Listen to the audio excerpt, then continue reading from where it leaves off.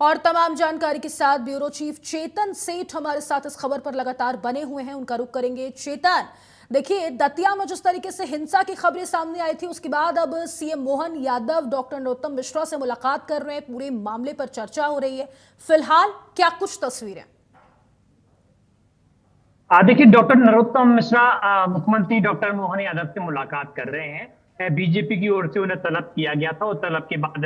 Punjab express से जो डबरा से भोपाल पहुंचे थे और मुख्यमंत्री डॉक्टर मोहन यादव जैसे ही जब भोपाल आए तो उन्हें सीएम हाउस बुलाया गया और नरोत्तम मिश्रा सीएम हाउस में पहुंचे तलब करने के बाद, जहां बीजेपी प्रदेश अध्यक्ष हेमंत खंडेलवाल भी मौजूद हैं और दतिया में जो सियासी घटनाक्रम चल रहा है 24 घंटे से अधिक का वक्त जो है हो चुका है, उसके बावजूद भी जो है वहां पर मामला अब तक ठंडा नहीं हुआ। कार्यकर्ता जिस तरीके से नारेबाजी कर रहे हैं, नरोत्तम मिश्रा के जो समर्थक हैं वो मुख्यमंत्री डॉक्टर मोहन यादव, बीजेपी प्रदेश अध्यक्ष हेमंत खंडेलवाल, केंद्रीय गृह मंत्री अमित शाह, प्रधानमंत्री नरेंद्र मोदी के खिलाफ जो अलग अलग प्रकार की नारेबाजी कर रहे हैं और मोदी और शाह के जो फैसले हैं उस फैसले को सीधे तौर पर चुनौती देते हुए नजर आ रहे हैं। क्योंकि साफ तौर पर कहा जाए कि कल 5 बजे का वक्त था जब आशुतोष तिवारी का नाम का बीजेपी की ओर से ऐलान किया गया था, लेकिन नरोत्तम मिश्रा कहीं भी से पूरे मामले में सामने नहीं आए। लेकिन पर्दे के पीछे रहकर नरोत्तम मिश्रा ने पूरी प्लानिंग की और प्लानिंग करने के साथ अपने जो समर्थक हैं उन समर्थकों को मैदान में उतारा, सड़कों पर उतारा और उनसे जो है डंडे चलवाए, वहां पर हंगामा कराया और मोदी शाह के खिलाफ नारेबाजी कराई गई, प्रदर्शन कराया गया, चक्का जाम कर दिया गया। झांसी से ग्वालियर के बीच लगभग 50 से 60 किलोमीटर तक डबरा और ग्वालियर के जो आसपास का जो पूरा इलाका है वो पूरे इलाके में जो है चक्का जाम कर दिया गया, दतिया बंद कराने का ऐलान कर दिया गया। तो साफ तौर पर कहा जाए कि आशुतोष तिवारी के जो टिकट है उस टिकट का विरोध नरोत्तम मिश्रा की ओर से किया जा रहा था। हालांकि खुद सामने नहीं आए, खुद पर्दे के पीछे रहकर पूरा प्लान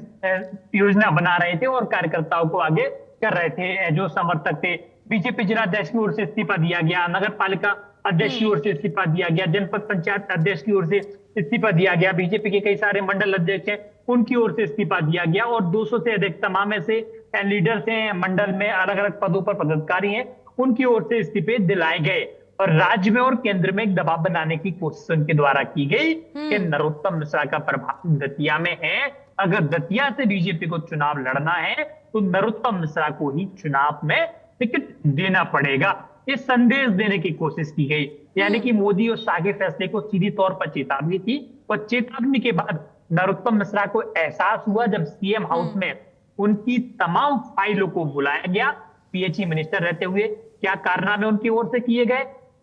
गृह मंत्री रहते हुए क्या कारनामे उनकी ओर से किए गए, स्वास्थ्य मंत्री रहते हुए क्या कारनामे उनकी ओर से किए गए, ये तमाम जो दस्तावेज है वो निकालने की जो सूचना मिल रही थी कि वो जो डॉक्यूमेंट्स निकाले जा रहे हैं। यही वजह है कि नरोत्तम मिश्रा भोपाल पहुंचे और भोपाल पहुंचने के साथ अपने निवास पर गए। सीएम जब भोपाल पहुंचे तो मुलाकात करने के लिए दौड़ते दौड़ते अपने गाड़ी के साथ, सिंगल गाड़ी के साथ, ना कोई पीएस हो गया, ड्राइवर और नरोत्तम मिश्रा दोनों लोग सीधे सीएम हाउस के अंदर पहुंचे और मुख्यमंत्री और हेमंत खंडेलवाल से मुलाकात कर रहे हैं।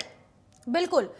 देखिए अब ये मुलाकात तो हो रही है चेतन, ऐसे में क्या लगता है आपको, अब पूर्व मंत्री डॉक्टर नरोत्तम मिश्रा पर भारतीय जनता पार्टी की तरफ से कोई अनुशासनात्मक कार्रवाई की जाएगी, दंडात्मक कार्रवाई की जाएगी, कोई बड़ी कार्रवाई की जा सकती है बीजेपी की तरफ से, आलाकमान की तरफ से या नहीं? देखिए, मैं आपको एक बड़ा अपडेट दे दूं, इंडिया न्यूज के दर्शकों को एक अपडेट दे दूं कि अजय जाम्वाल भी इस वक्त सीएम हाउस में मौजूद हैं। मुख्यमंत्री डॉक्टर मोहन यादव, बीजेपी प्रदेश अध्यक्ष हेमंत खंडेलवाल और बीजेपी के जो संगठन मंत्री हैं मध्य प्रदेश और छत्तीसगढ़ के अजय जाम्वाल, वो इस वक्त सीएम हाउस में मौजूद हैं। नरोत्तम मिश्रा सामने बैठे हुए हैं और नरोत्तम मिश्रा को सीधे तौर पर फटकार लगाई गई है कि तेज चलोगे तो नाप दिए जाओगे और तमाम जो उनकी फाइलें हैं उनका भी हवाला दिया गया है कि इन तमाम अगर तेज चलते हैं संगठन से तो सारी फाइलें खुला देंगे, कोई समय नहीं लगेगा। नरोत्तम मिश्रा बीजेपी से है, बीजेपी नरोत्तम मिश्रा से नहीं है, के संकेत सीएम हाउस में साफ तौर पर दे दिए गए हैं। नरोत्तम मिश्रा इस वक्त अभी सीएम हाउस में मौजूद, मुलाकात करने के बाद कुछ देर बाद बैकफुट पर अपने पहुंचेंगे और व्हाइट रीच जो है जारी कर सकते हैं, या हो सकता है सीएम हाउस से अभी उनकी ओर से जो है माफीनामा जारी कर दिया जाए। नरोत्तम मिश्रा समझ चुके हैं कि पार्टी से बड़ा यहाँ पर कोई नहीं होता और लंबे समय से वो राजनीति कर रहे हैं। बीजेपी ने क्या कुछ नहीं दिया उन्हें। 1998 में विधानसभा का टिकट डबरा से दिया, फिर 2003 में विधानसभा का टिकट फिर डबरा से दिया, फिर डबरा के बाद उन्हें दतिया भेज दिया गया, 2008 में टिकट दिया गया, 2013 में टिकट दिया गया, 2018 में टिकट दिया गया और 2023 में टिकट दिया गया। 2023 के जब चुनाव में वो हारे, तमाम एलिगेशन उस पर लगे थे। हालांकि संघ की ये रिपोर्ट आई थी, अमित शाह की ये रिपोर्ट आई थी, सीएम हाउस की रिपोर्ट आई थी, इंटेलिजेंस की रिपोर्ट आई थी कि नरोत्तम मिश्रा को अगर टिकट मिलता है तो वो किसी भी कीमत में चुनाव जीतने वाले नहीं है। यही वजह है कि बीजेपी की ओर से आशुतोष तिवारी की ओर उनके चेहरे पर मोहर लगाई गई। लेकिन इस वक्त की बड़ी खबर अपने दर्शकों को मैं बता रहा हूं, नरोत्तम मिश्रा सीएम हाउस में मौजूद है, अजय जामवाल है, हेमंत खंडेलवाल है और मुख्यमंत्री डॉक्टर मोहन यादव है। तीनों ने उनकी कड़ी फटकार लगाई है और फटकार के बाद जो है अब अपना स्पष्टीकरण उनकी ओर से कुछ ही समय बाद आ सकता है। बिल्कुल, देखिए टिकट ना मिलने पर अपने समर्थकों को आगे कर देना, हिंसा फैलाना, हिंसा की आग में झोंक देना पूरे इलाके को, कहां तक सही है चेतन? बिल्कुल साफ तौर पर देखें कि नरोत्तम मिश्रा को चीजों में समझना होगा और क्योंकि इतने सीनियर लीडर्स हैं बीजेपी के तमाम पदों पर वो रहे हैं और तमाम पार्टी संगठन की ओर से चुनाव के समय, चाहे वो विधानसभा हो, लोकसभा चुनाव हो, अलग अलग समय पार्टी की ओर से उन्हें जिम्मेदारियां भी दी गई हैं। लेकिन जिम्मेदारियां के साथ साथ सबसे बड़ा सवाल यही बनता है, क्या नरोत्तम मिश्रा की ही दावेदारी रहेगी? क्योंकि 23 का जब विधानसभा का चुनाव वो हारे तो उनकी ओर से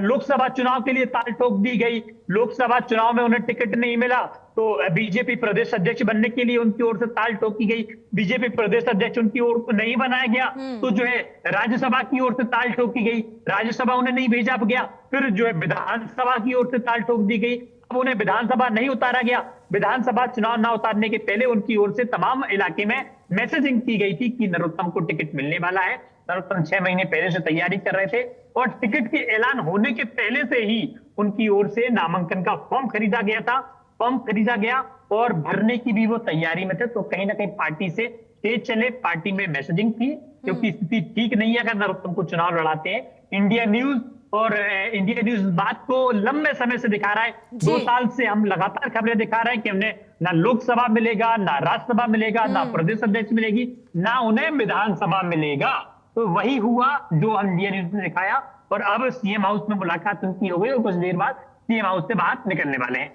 और दतिया के अगर लोगों की बात कर ली जाए तो इस घटनाक्रम के बाद दतिया के लोगों की क्या कुछ प्रतिक्रिया देखने को मिली है? देखिए दतिया की भी अलग अलग मायने, क्योंकि हम बात करें अपने कार्यकर्ताओं को मैसेजिंग जिस तरीके से नरोत्तम मिश्रा की ओर से की गई थी उस मैसेजिंग को जो है अब कंट्रोल डैमेज जो माहौल बिगड़ गया उस माहौल को किस तरीके से अब डैमेज कंट्रोल किया जाए, बीजेपी के सामने भी चुनौती है और चुनौती के साथ अब बीजेपी बिल्कुल फूक फूक कर कदम रखेगी और ऐसे चेहरों पर मोहर लगाएगी जो किसी विशेष के समर्थक नहीं है। अगर नरोत्तम मिश्रा को टिकट मिलता तो नरोत्तम मिश्रा दावेदारी ठोक रहे थे और मैसेजिंग पूरी दतिया में कर दी गई थी कि वो मुख्यमंत्री बनने वाले हैं। तो ऐसे में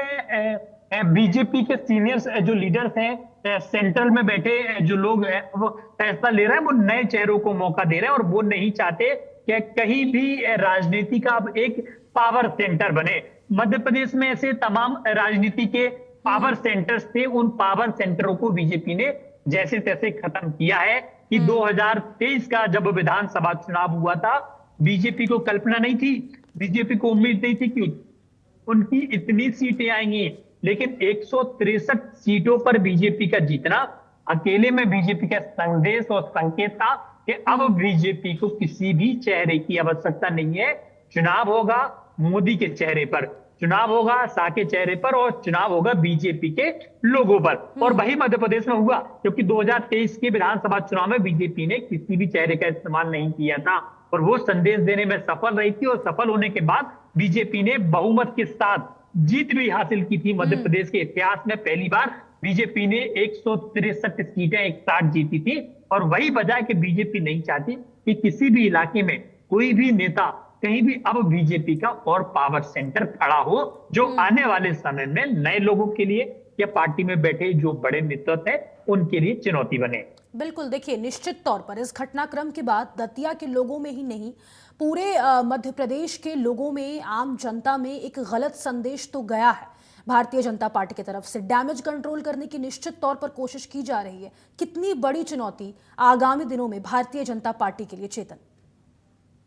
बिल्कुल, देखिए जिस तरीके से कल जो घटनाक्रम रहा कि लगातार इस्तीफों का दौर जो तमाम लीडर्स ने वो इस्तीफे देते गए, तो कहीं ना कहीं संदेश साफ है और के सेंट्रल के साथ साथ स्टेट के साथ साथ सेंट्रल भी इस पूरे प्रकरण में नजर बनाए हुए है। अमित शाह भी एक एक चीज की मॉनिटरिंग कर रहे हैं और जो है बीजेपी राष्ट्रीय अध्यक्ष नितिन नवीन, मुख्यमंत्री डॉक्टर मोहन यादव हो, चाहे केंद्र और राज्य का दोनों संगठन हो, अच्छी तरीके से बारीकी के साथ एक एक चीज की मॉनिटरिंग कर रहा है और प्रशासन को अब फुल हैंड छोड़ दिया गया। अभी कुछ देर पहले 27 लोगों पर प्रकरण भी दर्ज हुआ है, जिन लोगों ने वहां पर लाठी डंडे बरसाए थे, जो लोग वहां पर हंगामा कर रहे थे, उन लोगों पर प्रकरण भी दर्ज हुआ और साफ तौर पर प्रदेश नेतृत्व और केंद्र नेतृत्व ने संकेत दे दिए कि जो तेज चलेगा उस पर अवश्य कार्रवाई होगी। ठीक है, बहुत शुक्रिया चेतन आपका तमाम जानकारी साझा करने के लिए। और इसी के साथ इस बुलेटिन में फिलहाल